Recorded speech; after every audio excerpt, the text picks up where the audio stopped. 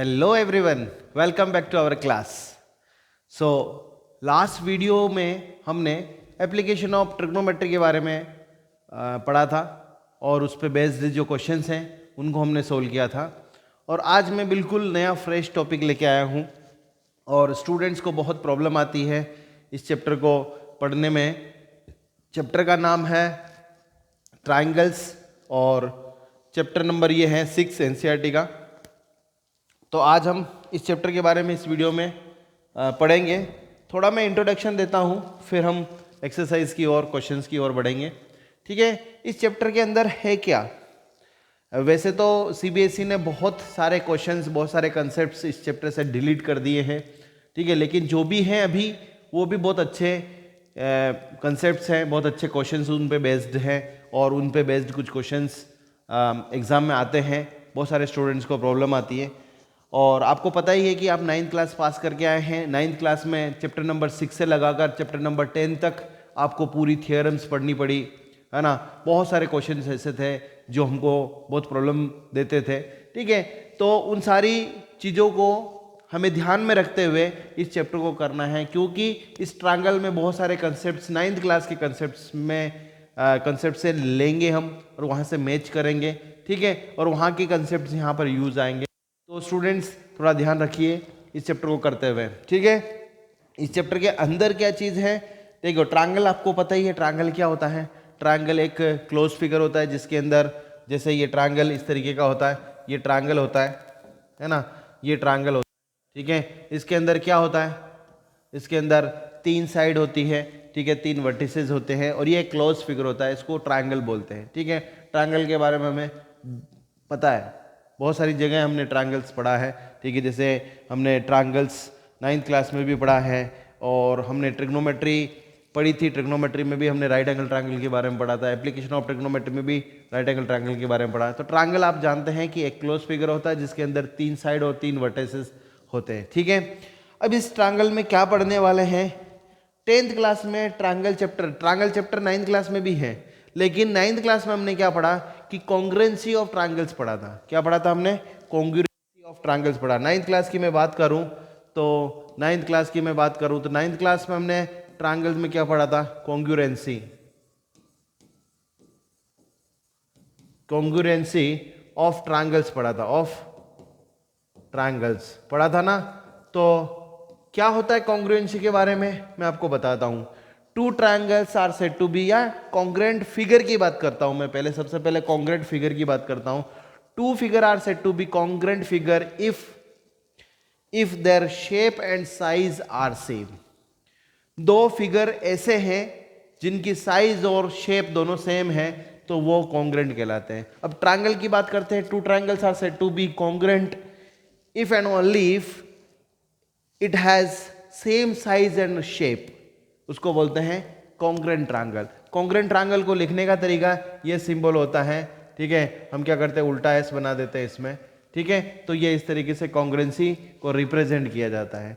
ठीक है, क्लियर है? अब हमने बहुत सारे रूल्स पढ़े थे, रूल्स फॉर द कॉन्ग्रुएंसी क्या पढ़ा था हमने? सबसे पहले साइड साइड साइड पढ़ा था।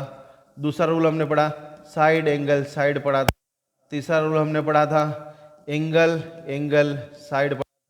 ठीक है, चौथा रूल हमने पढ़ा था एंगल साइड एंगल पढ़ा था और 5वां रूल हमने पढ़ा था आरएचएस पढ़ा था ना।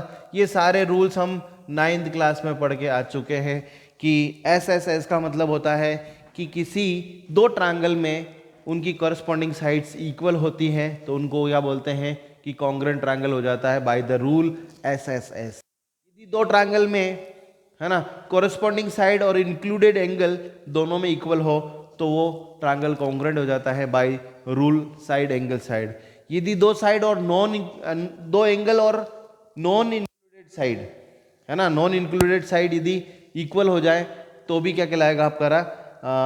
क्या हो जाएगा कि ट्रायंगल कॉन्ग्रुएंट हो जाएगा बाय द रूल AAS। ठीक है, यदि 2 साइड और इंक्लूडेड 2 एंगल और इंक्लूडेड साइड दोनों ट्रायंगल में इक्वल हो जाए तो क्या कहलाएगा? ट्रायंगल कॉन्ग्रुएंट कहलाएगा by the rule angle side angle. और RHS क्या है? Right angle hypotenuse side. Right angle होना चाहिए, हाइपोटेनस इक्वल होनी चाहिए दोनों ट्रायंगल में, और एक साइड इक्वल होनी चाहिए, तब वो दोनों ट्रायंगल क्या हो जाएंगे, कॉन्ग्रुएंट हो जाएंगे by the help of RHS. ये तो है 9th का कंसेप्ट, ठीक है। अब देखिए यहाँ पर 10th क्लास में क्या पढ़ने वाले हैं। 10th क्लास में हम क्या पढ़ेंगे, सिमिलैरिटी पढ़ेंगे। क्या पढ़ेंगे हम, सिमिलैरिटी, सिमिलैरिटी, ठीक है। और सिमिलैरिटी को कैसे रिप्रेजेंट करते हैं, केवल ऐसे रिप्रेजेंट करते हैं। सिमिलैरिटी को हम इस सिंबल से रिप्रेजेंट करते हैं। आई बात समझ में। सिमिलरिटी में और कॉन्ग्रुएंसी में क्या डिफरेंस होता है उसके बारे में बता रहा हूं। सिमिलरिटी क्या होती है, two figure are said to be similar figure if their shapes are same. Size का यहां पर कोई लेना देना नहीं है, ठीक है, कोई लेना देना नहीं है। यहां पर हम क्या कर रहे हैं, शेप के बारे में बात कर रहे हैं।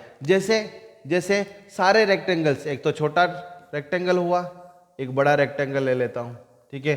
सारे स्क्वायर, एक छोटा स्क्वायर ले लिया मैंने, सारे छोटा स्क्वायर ले लिया, फॉर एग्जांपल ये स्क्वायर ले लिया, ठीक है, और बड़ा स्क्वायर ले लिया, ठीक है। तो ये सिमिलर होंगे, ठीक है। जैसे हमने इक्विलेटर ट्रायंगल, एक छोटा इक्विलेटर ट्रायंगल ले लिया, एक बड़ा इक्विलेटर ट्रायंगल ले लिया, ठीक है, ये भी सिमिलर होंगे। यहाँ पर हम बात करते हैं एक छोटा सर्कल, एक बड़ा सर्कल, ये भी क्या होता है, सिमिलर होंगे। तो सिमिलर का मतलब क्या होता है, सिमिलर का मतलब होता है कि two figure are said to be similar if and only if their shapes are same. Size का यहाँ पर कोई लेना देना नहीं है। जैसे हम बात करते हैं, हम जहाँ रूम में रहते हैं, ठीक है, हमारा रूम मान लो छोटा है और पापा का रूम बड़ा है, तो दोनों रूम क्या होंगे, सिमिलर होंगे। क्लियर। तो सिमिलरिटी का मतलब इतना ही कि दो फिगर सिमिलर कब कहलाएंगे, जब उनका शेप जो है वो सेम होना चाहिए, ठीक है, उसके अलावा और कुछ भी नहीं है। अब हम इस चैप्टर में क्या पढ़ने वाले हैं, इस चैप्टर हम पढ़ेंगे सिमिलरिटी की क्राइटेरिया क्या होंगे। क्योंकि देखिए क्वेश्चन जब आएगा तो हम शेप बना कर तो नहीं देखेंगे, डेफिनेटली नहीं देखेंगे, हम मैथमेटिकल रूल अप्लाई करेंगे। तो मैथमेटिकल रूल अप्लाई करने के लिए क्या करना पड़ेगा, क्राइटेरिया फॉर सिमिलरिटीज पढ़ना पड़ेगा, ठीक है, कोई इशू नहीं है। चलिए, तो मैंने जो इंफॉर्मेशन दी है तो उन पे बेस्ड आपकी एक्सरसाइज है 6.1, सिंपल है।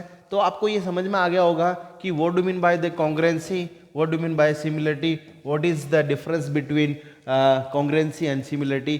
कॉन्ग्रुएंसी में शेप और साइज दोनों सेम होने चाहिए, जबकि सिमिलरिटी में केवल शेप सेम होना चाहिए। तो इनके बीच में एक रिलेशन मैं बताता हूं कि every congruent figure is similar figure, but every similar figure need not to be congruent, ठीक है। मतलब ये सारे जो रूल है कॉन्ग्रुएंसी के रूल सिमिलरिटी में अप्लाई हो जाएंगे, डेफिनेटली हो जाएंगे, लेकिन सिमिलरिटी के सारे कंसेप्ट कॉन्ग्रुएंसी में अप्लाई हो ये जरूरी नहीं है। क्लियर है, बात समझ में आ गई। सारे कॉन्ग्रुएंट फिगर सिमिलर कहलाता है, लेकिन सारे सिमिलर फिगर कॉन्ग्रुएंट कहलाएंगे ये जरूरी नहीं है। तो आपको ये चीज़ समझ में आ गई होगी।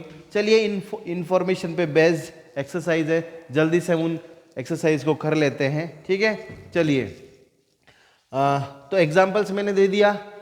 एग्जाम्पल्स मैंने आपको क्या दिया कि सारे रेक्टेंगल सिमिलर होते हैं, सारे स्क्वायर सिमिलर होते हैं, सारे सर्कल सिमिलर होते हैं, सारे इक्विलेटर ट्रायंगल सिमिलर होते हैं, सारे राइट एंगल ट्रायंगल सिमिलर होते हैं, ठीक है। ये सारी इंफॉर्मेशन आपको मैं दे चुका हूँ, ठीक है। सो हम यहाँ पर fill in the blanks complete करते हैं। पहला क्वेश्चन है fill in the blanks using the correct word given in the brackets, ठीक है। ऑल सर्कल्स आर, तो यहाँ सिमिलर पर टिक कर दूंगा, ठीक है। ऑल स्क्वायर्स आर सिमिलर, इस पे सिमिलर पर टिक कर दूंगा, ठीक है। All triangles are similar, all triangles are similar, कौन सा है, इक्विलेटर ट्रायंगल सिमिलर्स होते हैं, ठीक है। टू पॉलीगोन, टू पॉलीगोन का मतलब टू फिगर, पॉलीगोन का मतलब है close figure having n side. Polygon का मतलब क्या होता है, पॉलीगोन का मतलब समझो, पॉलीगोन का मतलब बहुत इंपॉर्टेंट है, बहुत सारे स्टूडेंट्स को नहीं आता है पॉलीगोन का मतलब। तो ये पॉलीगोन क्या होता है बेटा, पॉलीगोन होता है a close figure having n side is known as a polygon. तो देखिए यहाँ पर क्या है कि two polygon of the same number of the side are similar, ठीक है, देयर कॉरस्पॉन्डिंग एंगल्स आर, है ना, द कॉरस्पॉन्डिंग साइड्स आर। ये मैं आपको बता देता हूँ, ये एडवांस चीज़ है, आगे बताऊंगा, लेकिन यहाँ पर फिल इन द ब्लैंक्स है इसलिए मैं बता देता हूँ कि their corresponding angles are equal, यहाँ लिखेंगे इक्वल, क्या लिखेंगे यहाँ पर, इक्वल लिखेंगे, अभी आगे बताऊंगा।